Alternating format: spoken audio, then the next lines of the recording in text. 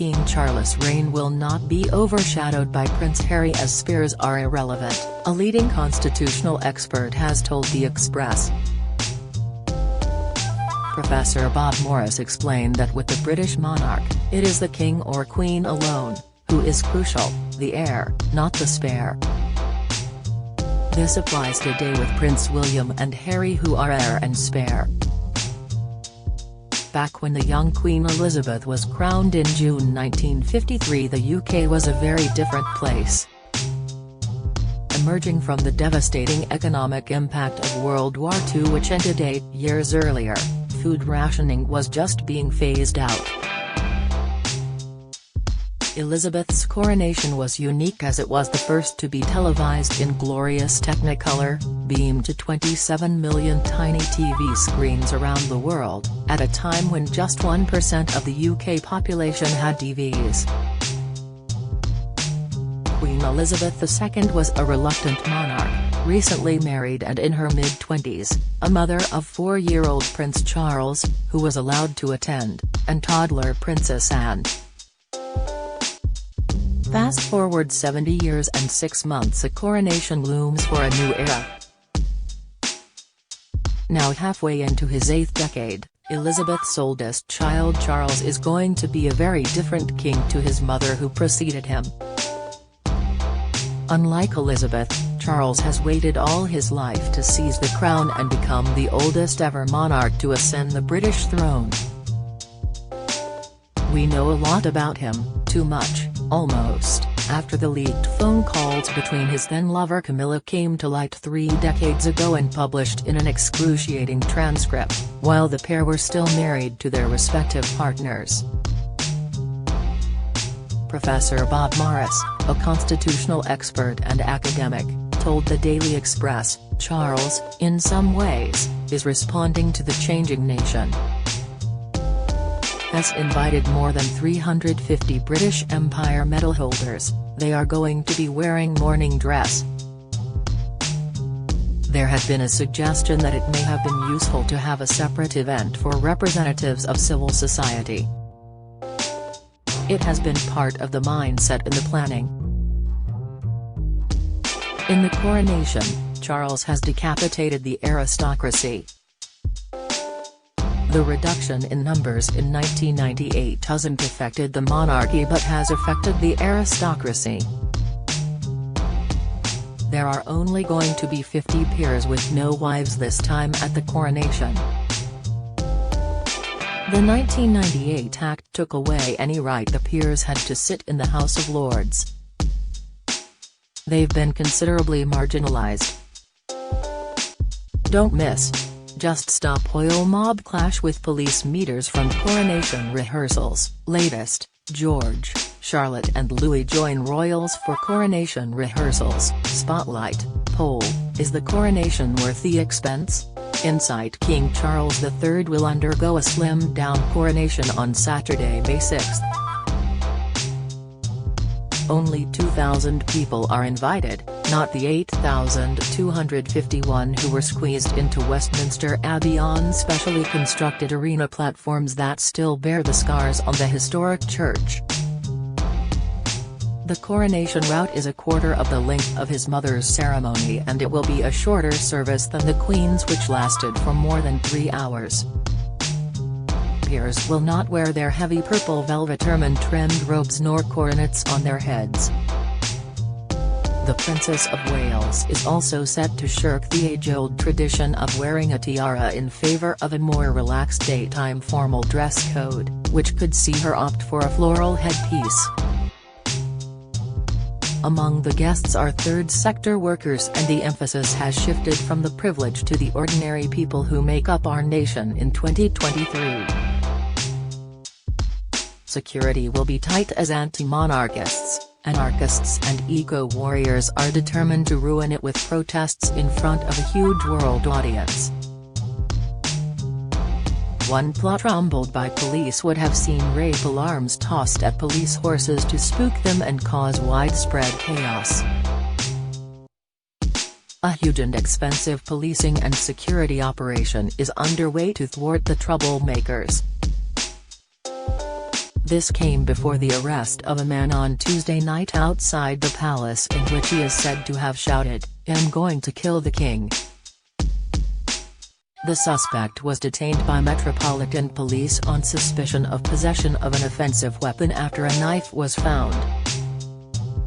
A precautionary controlled explosion was carried out. In terms of young people and their general reaction to the coronation, it's difficult to read. Professor Morris added, "It's been a case for a long time that 18 to 34-year-olds are the least likely to support the monarchy." John Curtis has produced figures showing the cohort effect and the change of opinions in people when they get older and understand what monarchy does more. When you are young, you are not involved in public affairs and are scrambling to get a job. We are a democracy, we have been a republic who happens to have a head of state. Charles ratings, they've been carefully managed by PR people. Harry and Meghan are on a different trajectory. The fact is that the spares don't matter.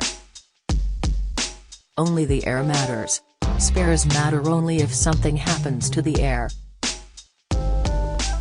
Harry is sixth in the line of succession and at one point he was third. This is one of the reasons why we try to argue that more attention should be given to the position of these people who observe all rules without the throne.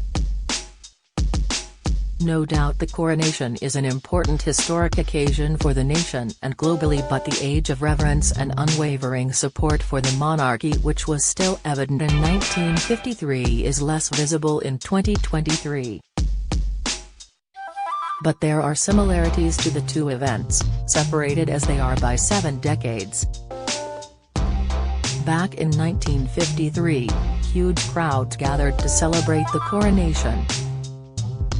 Living standards have increased since then, but the post-war economic boom began to stagnate around 2009 as living standards have fallen with the cost of living crisis. Now, in 2023, everything has changed and nothing has changed.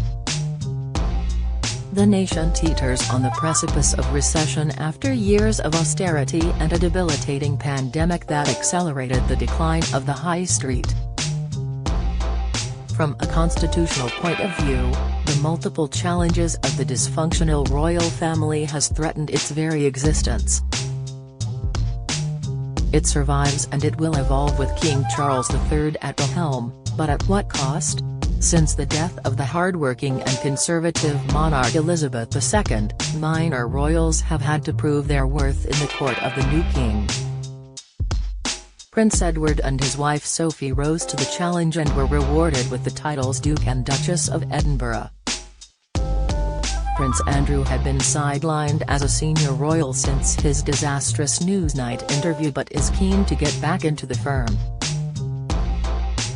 But the king is attempting to stand firm, banning him from the balcony despite allowing him to take center stage on Easter Sunday. If anything, the coronation has been overshadowed by the constant soap opera involving Charles' youngest son, Prince Harry, and his wife Meghan Markle and their ongoing feud with Prince William.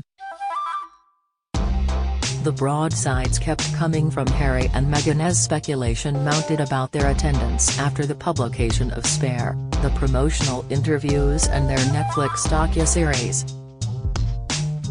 Thankfully, Harry finally announced he was coming while Meghan will stay home with their young children Archie, who is 4 on Coronation Day, and Lilibet, who turns 2 a month later.